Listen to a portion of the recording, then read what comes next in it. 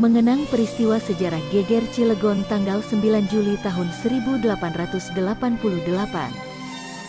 Bagian 2. Rapat para kiai hingga perencanaan pemberontakan. Oleh Bambang Irawan. Kemudian saya lanjutkan lagi kenapa di Jogja mereka artinya walaupun pemerintahannya Hindia Belanda tetapi masyarakatnya masih punya sultan. Sedangkan untuk di Banten, orang Banten mah nggak punya sultan. Sultannya sudah dihapuskan. Ya sultan kalau di Banten. Karena tidak punya sultan, maka ada rasa kerinduan. Timbul rasa kerinduan itu. Yang tadi saya mulai dari khotbah-khotbahnya Haji Abdul Karim. Haji Abdul Karim kan bermukim di Mekah, kemudian pulang mau menggelorakan itu akhirnya terpaksa harus balik lagi. Tetapi punya murid utamanya ada 5. Makanya saya menyebutnya murid utamanya itu penggagas peristiwa Geger Cilegon itu 5 serangkai. Kalau 5 serangkai memang istilah saya, tetapi saya mengambil dari data-data sejarah bukunya Profesor Dr. Sartono Kartodirjo. Nih. Jadi muridnya itu antara lain Haji Singadeli dari Kaloran, Haji Asnawi dari Bendung, Lempuyang, Haji Abu Bakar dari Pontang, Haji Tubagus Ismail dari Bulacir, dan Haji Marjuki dari Tanara. Jadi 5 orang inilah yang kemudian mereka menjadi penggerak utama peristiwa ini. Kemudian karena ini gerakan ini untuk melakukan peristiwa perebutan kekuasaan di Karesidenan Banten, tentu tidak cuma orang 5 ini, kan ini orang Tanara semua ini. Orang Lempuyang, orang Tanara. Harus menguasai juga, melibatkan juga para kiai yang ada di daerah-daerah termasuk di Cilegon. Maka dihubungilah oleh Haji Wasid dan Haji Kiai Haji Tubagus Ismail dan Haji Marjuki itu mengusulkan itu di sana ada di Cilegon gitu ada kiai namanya Haji Wasid. Jadi didatangilah ke sana Haji Wasid, disampaikan ide-ide begitu itu. Bahkan Haji Marjuki pada waktu itu posisinya, jadi Haji Abdul Karim kembali ke Mekah, Haji Marjuki di Mekah kembali ke sini gitu, kembali. Jadi seakan-akan ini membawa pesannya Haji Abdul Karim, Haji Marjuki. Jadi dia berpengaruh omongannya karena Haji Abdul Karim ini orang yang dianggap sakti di Banten. Pejabat Hindia Belanda juga takut karena pernah ada pejabat Hindia Belanda, saya agak lupa ya cerita, tapi di bukunya Sartono ada. Gara-gara apa gitu dipecat dia. Atau ada ngomong ini terjadi bencana gitu. Jadi omongannya itu kadang-kadang kalau kata wong Cilegon mandi itu kalau bahasa Indonesia mah gini ya, kalau mandi itu apa ya, kalau ngomong terbukti gitu, orang Cilegon itu mandi namanya. Nah jadi Haji Marjuki datang ke Banten itu karena membawa nama ini, makanya dia disegani gitu Haji Marjuki ini. Kemana-mana para kiai yang ada di Banten ini mudah dipengaruhi untuk mengadakan perlawanan ini ya. Dan Haji Wasid pun menerima gitu dengan senang hati, dengan tangan terbuka gagasan ini gitu. Diterima, oke lah kalau begitu gitu ya, kira-kira begitulah.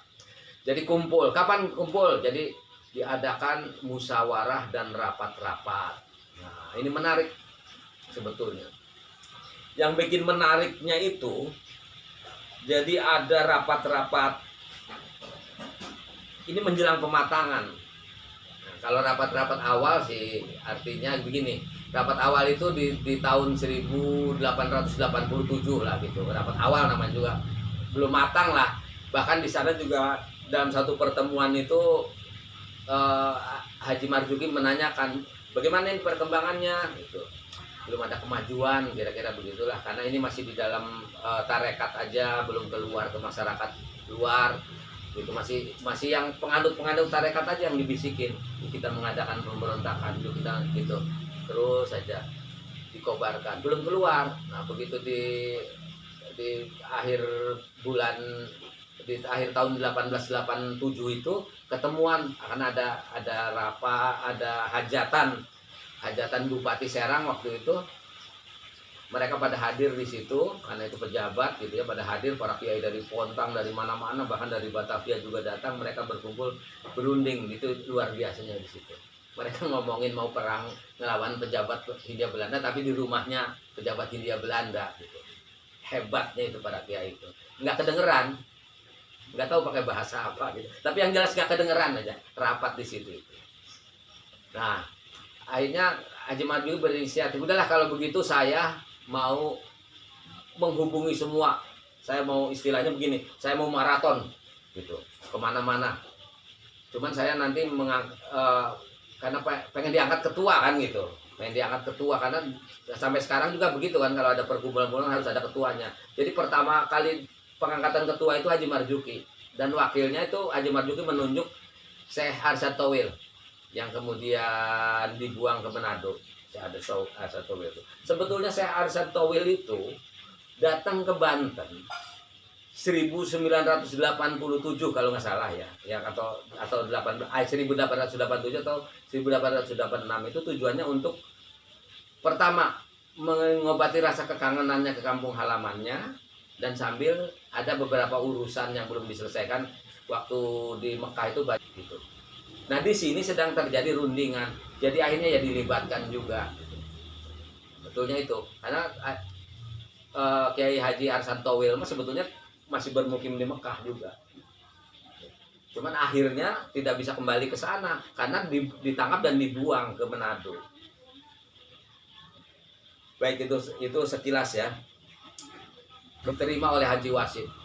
Nah, jadi pada kesempatan-kesempatan tertentu mereka rapat lagi, kemudian Haji Wasid lah yang lebih antusias, namanya juga orang Cilegon, katanya kan ini geger Cilegon, lebih antusias lagi, saya akan menemui seluruh kiai katanya gitu, nggak perlu wakil, kira-kira begitulah, sendiri. Jadi mengadakan perjalanan kontak kemana-mana Haji Wasid, semua didatengin gitu ya, yang ada di wilayah Banten, bahkan sampai ke Batavia, ke sana datang keliling Haji Wasid.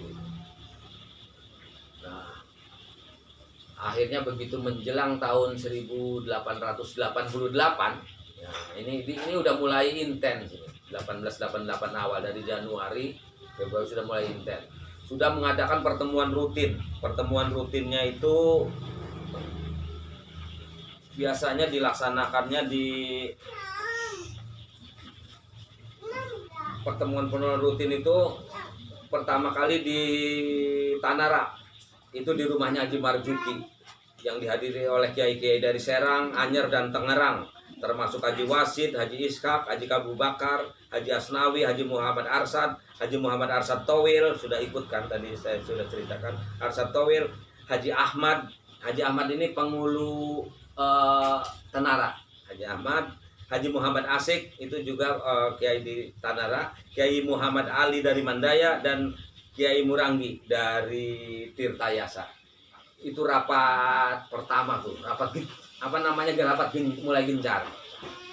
Itu sudah di awal tahun 1888 ya. Terus diadakan lagi di Terate. Terate itu dari sini ya agak ke arah mau ke sana, sekarang menjadi daerah industri sekarang itu Terate itu. Jadi di sana di rumahnya Haji Asgari dihadiri oleh kiai-kiai dari Serang dan Anyar. Nah, pada bulan Januari Februari udah Maret ya kan kejadiannya Juli.